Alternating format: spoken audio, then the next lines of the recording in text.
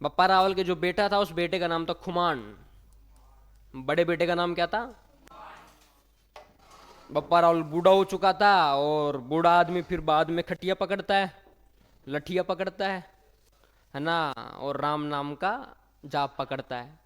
बूढ़ा व्यक्ति कौन सी तीन चीज पकड़ता है? खटिया पकड़ता है, लठिया पकड़ता है, राम नाम का जाप पकड़ता है, और बैठा बैठा पुत्र और कहता है कि पुत्र या तो तू मेरी सेवा कर दे, नहीं मैं जा रहा हूँ वृद्धाश्रम के अंदर। अब बप्पा रावल, मैंने आपको बताया कि भाई इसने एक सूर्य मंदिर का निर्माण करवाया था, है ना, इसने एक लिंग जी मंदिर का निर्माण करवाया था। मंदिर की स्थापना करवाने से हमको क्या पता चलता है कि बंदा धार्मिक तो है, बंदा धर्म के प्रति इतनी वो क्या कर रहा है, रुचि और धर्म में, भगवान के अंदर, भगवान में आस्था रखने वाला व्यक्ति लंबे समय तक पद का लोभ नहीं रखता। भाई जिसकी भगवान के अंदर आस्था होती है वो पद में ज्यादा दिन थोड़ी रखता है लोभ। बप्पा रावल एक दिन खुमान को बुलाता है, खुमान वैसे तो मेरे तीन पुत्र हैं, Khuman first, Khuman second, Khuman third, लेकिन मैं तीनों में से तेरे को राजा बनाऊं। खुमान ने कहा क्या बात है, कल से 2 गिलास दूध और ज्यादा पिलाऊंगा आपको, है ना। अरे नहीं नहीं, तेरा दूध तो नहीं चाहिए मेरे को, लेकिन तू थोड़ा ठीक लगा, योग्य लगा, मेवाड़ का शासन तेरे हाथ में संभल सकता है, इसलिए मैं तेरे को कह रहा हूँ, तेरे को शासक बनाऊंगा। बोला फिर पापा आप क्या करोगे? मतलब तेरा घर से निकालने का प्लान है मेरे को, क्या करोगे? सेवा करेगा तू मेरी, और क्या करोगे? बोला मैं तो लूंगा संन्यास और जंगल में जाके अब राम नाम का करूंगा जब। तो बप्पा रावल किसको शासक बना देता है बाद में? खुमान कौन था? इसका बड़ा बेटा था। और बप्पा रावल क्या ले लेता कालांतर में? तो लिखो, तुम यूं ट्रेन में लेके आते हो है पूरा फील लेके आते हो, बाकी तुम सारे यहीं से लेते हो। अब मेरे को याद आता है, मेरे जब स्प्रिंग बोर्ड के अंदर कोचिंग चलती तो पहले तो, अब तो हाल ही ठीक हो गया, अब इतना संघर्ष नहीं है, पहले संघर्ष थोड़ा था ज्यादा। चप्पल पहन के पजामा टी शर्ट में का पहले कौन जानता है, यूं ही चलते हैं अपन तो सीधा, है ना। तो पापा स्टेशन पे छोड़ने आते, हाथ में एक कट्टा, एक बोतल और घी घी बैग में लेके आते। अब ट्रेन में इतनी भयंकर आती, त्योहार के टाइम पे, राखी, सकरात, दिवाली, जगह नहीं मिलती, है ना, यूं बिना टिकट के स्लीपर में घुसना पड़ता है कि टीटी तब आएगा ही नहीं ना देखने के लिए, आएगा तो देख लेंगे, वो उमेश का पापा रेलवे में, उससे बात करा देंगे, है ना, ये जानकारी होती है। तो कट्टा लेके आते, मैं कह रहा अब जगह तो है नहीं, अब बैठे तो कहाँ बैठे। तो मैं क्या किया, वो ट्रेन का होता है ना गेट, बाथरूम के पास में गेट होता है, उस गेट के पास में रखा कट्टा, मकार कट्टे के ऊपर ही बैठ जाते हैं। पास में तो स्विट्जरलैंड वाली वो आती है हवा, मका वो फील ले लेंगे अपन तो ना, सेकंड एसी वाला फील ले लेंगे। वहां बैठ गया मैं, राजगढ़ स्टेशन है मेरा अलवर के अंदर, वहां से निकला तो जैसे आया दोसा, वहां से लड़की आई बाहर से वो उतरने के लिए, और मैं खड़ा गेट पे। अरे वो करने क्या बात है, पूरी बात तो सुने एक बार पहले ही हो। तो गेट के पास में रखा कट्टा, कट्टे पे बैठा भाई, है ना, और भाई पूरा फील लेता हुआ यूं घूम के आई लड़की, और मेरे को आके बोला कि अंकल थोड़ा साइड में हो ना। भाई के हालात और जज्बात चरम सीमा पे। मगर ये क्या बात हुई आज? मैं तो कट्टे की तरफ देखा ही नहीं, मैं उसकी तरफ में 2 मिनट देख के कहा कि मगर हाँ आंटी आओ। तो ऐसा लड़को ईट का जवाब कैसे देना है? पत्थर से। मैं उस दिन देख के, वो पीछे मेरे कांच था, मैं तुरंत कांच में देखा, मगर रियल में अंकल वाली सिगा ले गया। रूम पे आते मैंने फोन किया, मगर मम्मी एक लड़की ने मेरे को अंकल बोला। लगता हूँ क्या? बोला अच्छा तो इतना ईमानदार हो गया। मगर घर वाले भी करते हैं ऊपर से बेइज्जती। तुम्हारे साथ तो नहीं होता ऐसी घटना कोई? ना कतई नहीं होती, होती है। कोई नहीं, मायूस नहीं होना अपने, है ना। बप्पा रावल की समाधि खुरासान नामक देश में विषक उक्ति के नाम से प्रचलित है। किस नाम से प्रचलित है भाई? विषक उक्ति के नाम से प्रचलित है। क्या क्या पढ़ा हम लोगों ने 3 दिन का, है ना। हम लोगों ने पढ़ा कि एक मील नाम का इतिहासकार था, उसने इतिहास को 3 भागों में डिवाइड किया। सबसे पहले प्राचीन काल, मध्य काल, आधुनिक काल। उसके बाद हम लोगों ने पढ़ा कि भाई गुहिल वंश है, राठौड़ वंश है, कछवाहा वंश है, चौहान वंश है, परमार वंश है, प्रतिहार वंश है। फिर हम लोगों ने गुहिल वंश देखा था कि भाई गुहिल वंश की स्थापना एक गुहिल नाम के व्यक्ति के द्वारा 566 ईस्वी के अंदर की गई थी। उसके बाद हमको एक उदयपुर नामक शहर से सामूली नामक गांव से एक सामूल्य अभिलेख मिलता है जो 646 ईस्वी का है। उस सामूल्य अभिलेख के अंदर 5 राजाओं के नाम मिलते हैं, गुहिल है, भोज है, महेंद्र है, नाग है, शिलादित्य है। फिर हम लोगों ने पढ़ा कि भाई वो इतिहासकार ऐसा मानता है कि प्रत्येक राजा का शासनकाल 20-20 वर्ष होता है।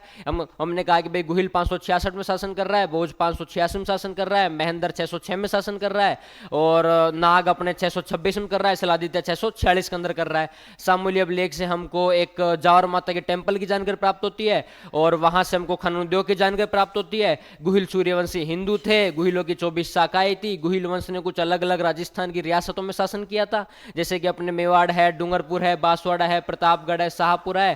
फिर हम लोगों ने देखा है कि भाई गुहिल वंश की उत्पत्ति अपने इतिहासकार कर्नल जेम्स टोड कहते हैं कि अपने गुजरात के अंदर एक वल्लभी नामक स्थान से शिलादित्य नामक महाराज की पत्नी पुष्पावती के पुत्र गुहादित्य और गुहिल के पुत्र थे, उसका पालन पोषण एक कहाँ किया गया था, गुफा के अंदर किया गया था। इसलिए वहां से कहां से मानी जाती उत्पत्ति, यहां से मानी जाती है।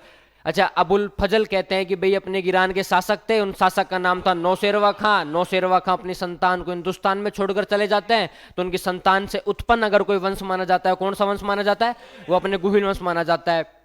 अच्छा, फिर उसके बाद हम लोगों ने एक इतिहासकार पढ़ा कवि श्यामल दास। कवि श्यामल दास की बुक थी वीर विनोद। उस कवि श्यामल दास की पुस्तक वीर विनोद के अनुसार गुहिल कहाँ से आए थे, वल्लभी से आए थे। ये टोड के समर्थक हैं। फिर हम लोगों ने एक इतिहासकार पढ़ा डी.आर. भंडारकर। डी.आर. भंडारकर एक आहड़ से प्राप्त अभिलेख के आधार पर गुहिलों को ब्राह्मण बताते हैं। गोपीनाथ शर्मा गुहिलों को ब्राह्मण बताते हैं। मोहनोत नैनसी भी अपने गुहिलों को ब्राह्मण बताते हैं। उसके बाद अपने एकलिंग महात्म्य नामक पुस्तक को गुहिलों को ब्राह्मण बताती है। कुंभलगढ़ एक आती है, वो गुहिलों को बताती है ब्राह्मण। और उसके बाद हम लोगों ने शाखाएं पढ़ी कि भाई सबसे पहले हमको गुहिलों की शाखाओं की जानकारी अपने चित्तौड़ सस्ती से प्राप्त होती है, जो अपने मेवाड़ के शासक थे समर सिंह। अच्छा, मोहनोत नैनसी की पुस्तक थी नैनसिरी ख्यात। उस नैनसिरी ख्यात के अनुसार गुहिलवंश की 24 शाखाएं थी। अपने कर्नल जेम्स टोड अपने गुरु यति ज्ञानचंद्र के अनुसार गुहिलवंश की 24 शाखाएं बता के जाता है। फिर हम लोगों ने पढ़ाई की भाई सबसे पहले मेवाड़ का इतिहास। मेवाड़ के अंदर गुहिलवंश का शासन था। मेवाड़ के प्राचीन नाम मेदपाट है, प्रागवाट है, सिवी जनपद है। पहला शासक पढ़ा हम लोगों ने बप्पा रावल। बप्पा रावल का वास्तविक नाम कालबोज था। बप्पा रावल हारित ऋषि का अनुयायी था और गाय किसकी चराया करता था। इसने मेवाड़ में अटैक कब किया था, मेवाड़ के अंदर 734 ईस्वी में एक मानमुर नामक शासक को हरा देता है, चित्तौड़ गद्दी पर राज कर लेता है। भारत की पहली सीमा, पहला क्षेत्र, पहला स्थान सिंध, जिस पर एक अरब आक्रमणकारी मोहम्मद बिन कासिम क्या कर लेता है, वह अधिकार कर लेता है। 712 ईस्वी के अंदर अधिकार कर लेता है। और नागदा के अंदर इन्होंने एक एकलिंग जी मंदिर का निर्माण करवाया था। नागदा की राजधानी हुआ करती थी। इन्होंने चित्तौड़ के अंदर सूर्य मंदिर का निर्माण करवाया था, जो वर्तमान में कालका माता का मंदिर है। एक इतिहासकार थे सीवी वैद्य, वो इनकी तुलना फ्रांस के सेनापति चार्ल्स मार्टेल से करते हैं। इन्होंने 115 गिरने के सिक्के चलाए थे। ये मुसलमान आक्रमणकारियों को अफगानिस्तान के अंदर अरबों का अड्डा गजनी वहां छोड़ के आते हैं, और वहां के शासक थे सलीम, उनको हराकर अपने भांजे को राजा बना देते हैं। कंप्लीट कितने मिनट में, 2 मिनट में। तो तुम में से कोई तो सुना दो सर, मैं सुना सकता हूँ, थोड़ा थोड़ा सुना दूंगा भाई। यहाँ कर बोलोगे कॉन्फिडेंस खुलेगा। पढ़ाई का वास्तविक मतलब होता है तुम्हारा आत्मविश्वास बढ़े। बताओ कौन सुना रहा है यहाँ के, कोई भी सुना दो जिसको थोड़ा थोड़ा याद है। ये मंच मिलता है, ऐसे तुम्हें हर टीचर नहीं बुलाया गया यहाँ कर बोलने के लिए, है ना। पटवारी की भर्ती कर रहे हो तुम, पटवारी की तैयारी कर रहे हो, वहां जाकर गाँव के डोली डाकले सुलझाओगे तुम, बोलोगे तो यहाँ के बोलो थोड़ा सा। आ जाओ भाई, एक में भी हिम्मत नहीं है। राम रे, घर वालों ने पैसे दिए, माँ ने 9 महीने पेट में पाल पोस कर बड़ा किया कि मेरा पुत्र समाज में सपूत की तरह काम करेगा। तुम तो वो कपूत वाली वो लेके बैठे हो हिम्मत, एक भी तैयार नहीं सुनाने के लिए। कोई तो आ जाओ। चलो भाई कोई बात नहीं, मत आओ, मेरा तो क्या है। तो हम लोगों ने लास्ट लाइन क्या लिखी थी, है क्या लिखा था, इतिहासकार सीवी वैद्य, ये हम लोगों ने पढ़ लिया था। अच्छा, मैं आपको बापा रावल पढ़ा रहा था, उसके अंदर लास्ट लाइन हम लोगों ने ये लिखी थी, कोई अपने बप्पा रावल ने 3 देशों के अंदर अधिकार किया था, ईरान, इराक, खुरासान। कहाँ का, ईरान, इराक, खुरासान। अटैक किया, वहां अधिकार कर लिया। अब वैसे तो वास्तविक रूप में तो अपने भारतीय इतिहासकार तो कहते हैं कि भाई इनकी समाधि राजस्थान में ही है, नागदा नाम का स्थान पड़ता है, वही इनकी समाधि थी। लेकिन बाहर के इतिहासकार ऐसा मानते हैं कि खुरासान नाम का एक देश पड़ता है। कौन सा देश पड़ता है, खुरासान नाम का एक देश पड़ता है। और इस खुरासान नाम के देश के अंदर इनकी जो समाधि है, उस समाधि को एक अलग शब्द दिया गया, उस शब्द का नाम है विशक उक्ति। क्या नाम है, विशक उक्ति किस देश में दिया गया है? खुरासान नाम का एक देश पड़ता है। ये क्या है? इनकी समाधि।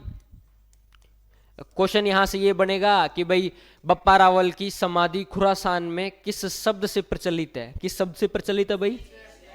किस देश के अंदर प्रचलित है? क्या प्रचलित है? तो आगे से कोई पूछे कि भाई बप्पा रावल की समाधि खुरासान नाम के देश में किस शब्द से प्रचलित है? विशक उक्ति के नाम से प्रचलित है। अच्छा, बप्पा रावल को इतिहास में एक शब्द दे रखा है, विप्र। क्या शब्द दे रखा है? विप्र। ये शब्द इतिहास के अंदर कुंभा के टाइम पे जब कुंभलगढ़ वो लिखी गई थी ना, तो उसके अंदर बताया गया था। तो आपसे कोई पूछे कि भाई विप्र शब्द कहाँ दे रखा है? कुंभलगढ़ प्रशस्ति के अंदर दे रखा है। किस में दे रखा है? कुंभलगढ़ प्रशस्ति के अंदर दे रखा है। अच्छा, कुंभलगढ़ प्रशस्ति अपने 1460 की है। कब की है? 1460 ईस्वी की है। बप्पा रावल ने कितने देशों में अधिकार किया था? Iran, Iraq, Khorasan. इसकी समाधि कहां प्रचलित है? खुरासान में। किस शब्द से प्रचलित है? ये क्या है? ये विशक उक्ति इनकी समाधि। मैं कहूं कि भाई यहाँ समाधि, गांव वाले कह दे कि अंतिम संस्कार इनका यहाँ हुआ था ना, तो इनकी समाधि यहाँ है, तो भारत के अंदर तो नाम समाधि है और खुरासान में इनका कोई अन्य नाम दे रखा होगा। उस नाम का नाम क्या है?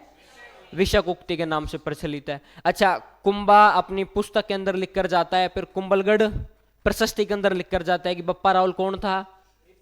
विप्र। तो यहां से प्रश्न बन सकता है कि भाई कुंभलगढ़ प्रशस्ति में मेवाड़ के प्रथम शासक बप्पा रावल को क्या कहा गया है? क्या कहा गया है? कोई पूछे कि भाई कुंभलगढ़ प्रशस्ति जिसके अंदर बप्पा रावल को वो कहा गया है विप्र, वो है कब की? 1460 की। अच्छा, कोई दूसरा आपसे क्वेश्चन पूछे कि भाई खुरासान में बप्पा रावल की समाधि किस नाम से प्रचलित है? मेरे को मजा नहीं आ रहा तुम्हारी आवाज में।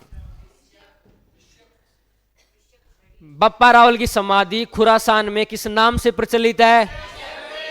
विशक उक्ति। अब आई ना जोश, है ना? ऐसे तुम बोलोगे बैठे बैठे।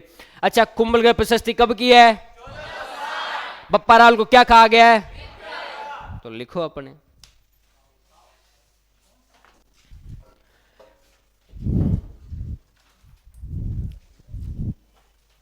बप्पा रावल की समाधि, बप्पा रावल की समाधि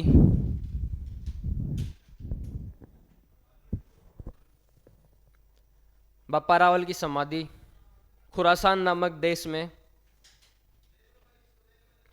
बप्पा रावल की समाधि खुरासान नामक देश में विशक उक्ति के नाम से प्रचलित है। बप्पा रावल की समाधि खुरासान नामक देश में विशक उक्ति के नाम से प्रचलित है। बप्पा रावल की समाधि खुरासान नामक देश में विशक उक्ति के नाम से प्रचलित है। मैं एक लाइन बोल देता हूं, बप्पा रावल की समाधि खुरासान में विशक उक्ति के नाम से प्रचलित है। अब वापिस वो वेट करता है कि प्रचलित कब बोलेगा, है ना? प्रचलित जब बोलेगा जब मैं लिखूंगा। अरे प्रचलित भी लिखना नहीं आता, आता होगा सबको। वो वेट करता है मेरी तरफ देख के, हाँ बोल, अब बोल, तू कब बोल रहा है प्रचलित? तू बोलेगा जब लिखूंगा मैं। तो लिखो, सेकंड लाइन लिखो। कुंभलगढ़ प्रशस्ति में बप्पा रावल को विप्र कहा गया है।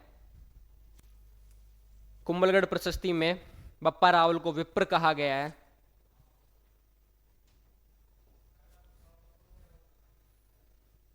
कुंभलगढ़ प्रशस्ति में बप्पा रावल को विप्र कहा गया है। कुंभलगढ़ प्रशस्ति में बप्पा रावल को क्या कहा गया है भाई? विप्र कहा गया है। लिख लिया? चलो।